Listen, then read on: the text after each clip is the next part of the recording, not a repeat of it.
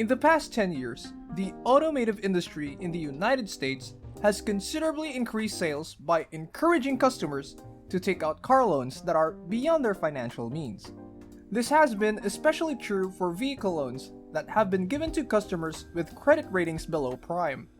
Over the course of the last few years, this category of loans has been responsible for an ever-increasing proportion of the market. But if you give loans to people who have no business receiving them, at some point in the future, a large number of those loans are going to start defaulting, and that is precisely what is happening right now. Welcome to the Financial Flow. Please like and subscribe to our channel and turn on notifications to stay up on our latest videos. At the same time, automakers and dealers are beginning to panic because sales have started to decline, and production is continuing to be halted by an ongoing shortage of semiconductors, raw materials, and workers. If you can recall the previous economic downturn, you presumably also know how terrible things became for the automotive industry during that time. Since we are about to enter yet another recession, the current state of affairs is going to get even worse. Because of this, today we have assembled facts and figures that shed light on the collapse of the auto sector in the United States. These are the 15 indicators that the day of reckoning for the US automotive sector has arrived. Number 1. The manufacturing of automobiles in the United States has significantly decreased over the past couple of years due to shortages of semiconductors, raw materials, and labor. In 2021, the United States manufactured 8.8 million vehicles, which is a 19% drop from a unit before. Researchers from Deloitte say that the downward trend has intensified over the past several years, with a drop of 27.7% in car production in the United States since 2016. Number 2. The lack of semiconducting materials has prohibited the production of 1.5 million automobiles in the United States in only the past year. According to the data provided by the AAM, this will compound the issues that surfaced in 2020 and will limit the supply of both new and used vehicles. Number 3. As the effects of inflation become more noticeable, fewer people in the United States will be able to afford to buy brand new automobiles. A decline of 13.3% in demand for the purchase of vehicles was seen during the first 3 months of 2022. Number 4. As a result of the price of new automobiles skyrocketing to an average of $480,000, the automotive sector is selling fewer brand new vehicles. This is due to the fact that the price of new vehicles has reached an all-time high. In the first 3 months of 2022, approximately 62% of carbon purchases were made for second-hand automobiles. According to information gathered by Kelley Blue Book, more than half of the people who went to used car dealerships during the course of the previous year were only able to afford to buy used vehicles. This information is confirmed by automobile statistics. Number 5. New vehicle sales actually dropped by more than 20% in the second quarter as tight inventory continues to hold back the market this year. With fewer than 900,000 units in inventory, it will be impossible for the sale pace to even approach the level it was in the previous year. President of the Data and Analytics Division at J.D. Power, when compared to the same month a year prior, retail sales of new vehicles in the United States dropped by 27.8% in March to a total of 1,044,500 units. Number 6. According to a report by Edmunds, stocks continue to be exceedingly low, with just 20 days worth of supplies of gas-powered vehicles and 21 days worth of supplies of electric vehicles available. Typically, manufacturers seek to have enough automobiles in store to last between 60 and 70 days. Number 7. The top 3 automakers in the United States, General Motors, Fiat Chrysler, and Ford, have closed more than 30 factories and laid off more than 23,000 people over the past 5 years as the economy has continued to get worse. Number 8. In the last 10 years, General Motors, Ford, and Chrysler's share of the US market has dropped from more than 90% to less than 50%. Number 9.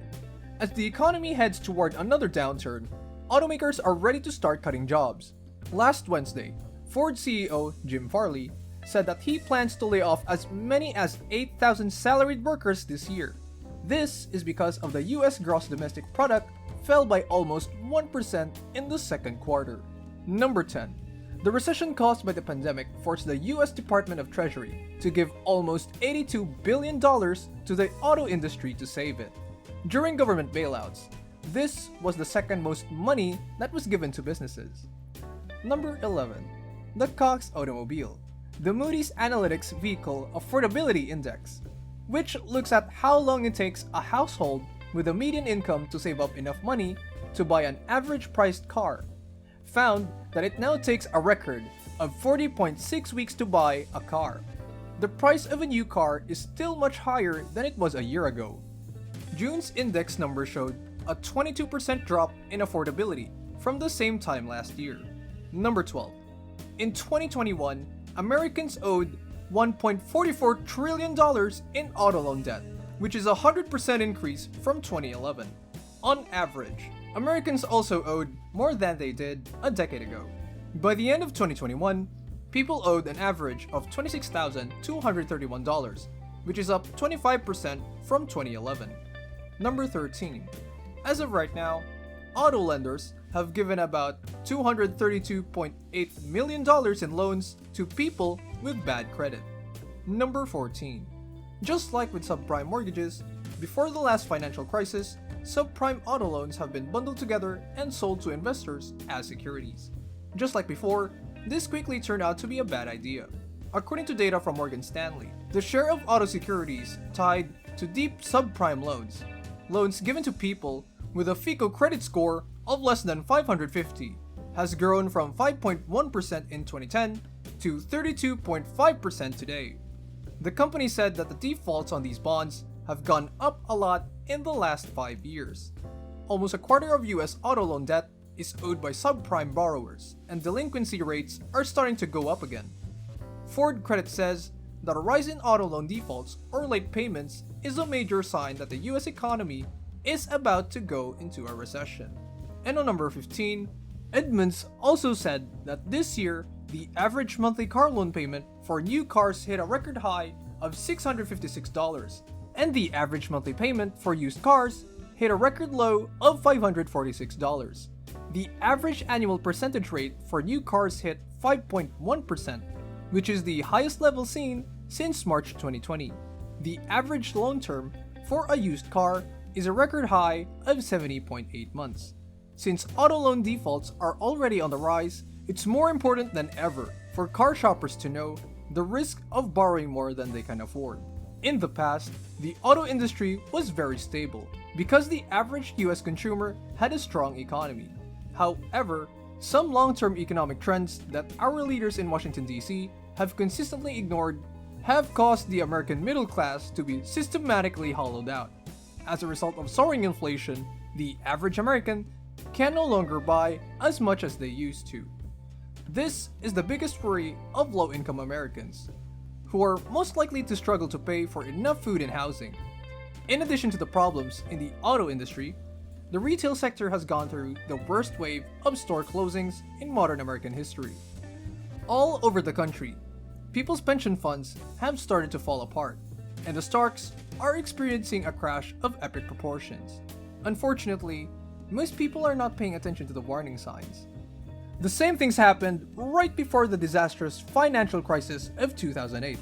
All of the signs that a huge meltdown was about to happen where there were, and many experts kept saying that the collapse could have been stopped if steps were taken sooner. But since it was a slow motion crash, most people ignored the warnings and let their guard down. Then the fall of 2008 came. And so did the day of reckoning. As you can see, from the numbers we gave you in this video, the economic downturn is already here. The only question is how bad it will be in the end. Thanks for watching. Don't forget to leave a like and subscribe to our channel for more content like this. Have a good one.